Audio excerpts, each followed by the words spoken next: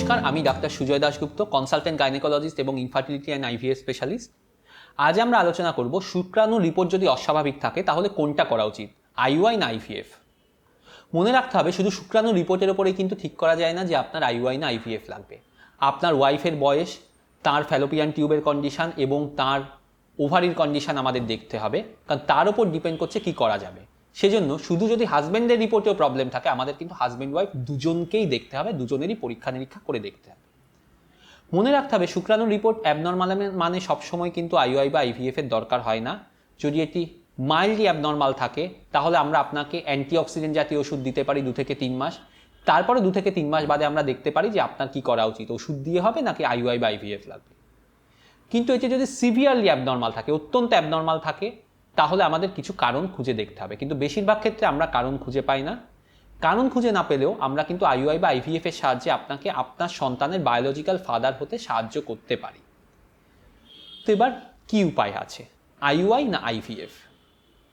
আইইউআইতে কি করা হয়, আপনার স্পাম নেওয়া হলো, সেটাকে প্রসেস করা হলো, প্রসেস করে ওয়াইফের ইউটেরাসের ভেতরে দেওয়া হলো।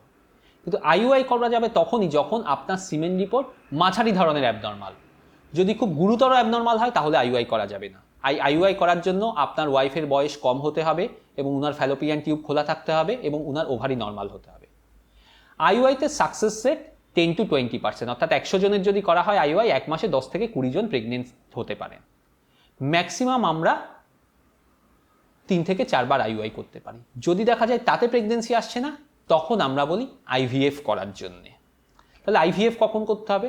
অবশ্যই যদি দেখা যায় 3-4 বার আইইউআই করে প্রেগনেন্সি আসছে না, অথবা আপনার ওয়াইফের ফ্যালোপিয়ান টিউব বা ওভারি ভালো নয় বা ওনার বয়স বেশির দিকে। আর অবশ্যই যদি দেখা যায় যে আপনার স্পার্মের কন্ডিশন খুব খারাপ আছে, তাহলে কিন্তু আইইউআই করা যাবে না আপনার স্পার্ম দিয়ে। সেক্ষেত্রে একমাত্র উপায় হচ্ছে আইভিএফ। এক্ষেত্রে আমরা যে ধরনের আইভিএফ বলি তাকে বলা হয় ইক্সি, ইন্ট্রাসাইটোপ্লাজমিক স্পার্ম ইনজেকশন। অর্থাৎ এতে কি করা হয়, আপনার ওয়াইফকে ইনজেকশন দিয়ে ওনার শরীর থেকে ডিম বের করা হলো, আপনার স্পাম নেওয়া হলো, বিশেষ ধরনের সূচের সাহায্যে আপনার স্পাম আপনার ওয়াইফের ডিমের মধ্যে প্রবেশ করানো হলো। তারপর যে এমব্রায়ো বা ভ্রূণ তৈরি হলো সেই ভ্রূণটিকে আপনার ওয়াইফের ইউটেরাসের মধ্যে প্রতিস্থাপন করা হলো। মনে রাখতে হবে এটি কিন্তু বেশ খরচ সাপেক্ষ প্রক্রিয়া এবং এতে সাকসেস রেট 40 to 50%, অর্থাৎ 100 জনের যদি করা হয় 40 থেকে 50 জনের প্রেগনেন্সি আসতে পারে। এবার অনেকেই বলেন ডোনার স্পাম লাগবে কিনা, আইইউআই আইভিএফ কি আমার স্পাম দিয়ে হবে নাকি ডোনার স্পাম দিয়ে হবে? মনে রাখতে হবে আমরা কিন্তু ডোনার স্পাম প্রথমেই বলি না, কারণ আমরা চাই যে সবাই যেন নিজের স্পাম দিয়ে নিজের সন্তানের বাবা হতে পারেন। ডোনার স্পাম কখন বলা হয়, যদি দেখা যায় যে আপনার সিমেন রিপোর্ট অত্যন্ত অ্যাবনর্মাল, আপনাকে আইভিএফ করতে বলা হয়েছে অথচ আপনি খরচের জন্য আইভিএফ করতে পারছেন না, তখনই একমাত্র আমরা বলি যে ডোনার স্পাম দিয়ে আইইউআই করার জন্য। কিন্তু এই আইইউআই করার জন্য আবার বলবো সেই আপনার ওয়াইফের ফ্যালোপিয়ান টিউব খোলা থাকতে হবে, না হলে আইইউআই করা যাবে না। কাজে ডোনার স্পাম কিন্তু আমরা কিন্তু প্রেফার করি না। আমরা চাই যে প্রত্যেকেই যেন নিজের শুক্রাণু বা নিজের ডিম্বাণু নিয়ে নিজের ছেলেমেয়ের বাবা মা হতে পারেন। সেজন্য আমরা বলি ডোনার স্পাম হচ্ছে তখনই করবেন যদি আপনি আইভিএফ অ্যাফোর্ড করতে না পারেন। ইভেন মনে রাখবেন যদি আপনার অ্যাজোস্পার্মিয়া থাকে, অর্থাৎ আপনার স্পাম কাউন্ট 0 থাকে, সেক্ষেত্রেও কিন্তু ডোনার স্পার্মের দরকার হয় না। সেক্ষেত্রেও কিন্তু আমরা আপনার শুক্রাশয় থেকে, অর্থাৎ আপনার অন্ডকোষ থেকে সূচের মাধ্যমে স্পাম সংগ্রহ করতে পারি, যাকে বলা হয় টেসা, অর্থাৎ টেস্টিকুলার স্পার্ম অ্যাসপিরেশন।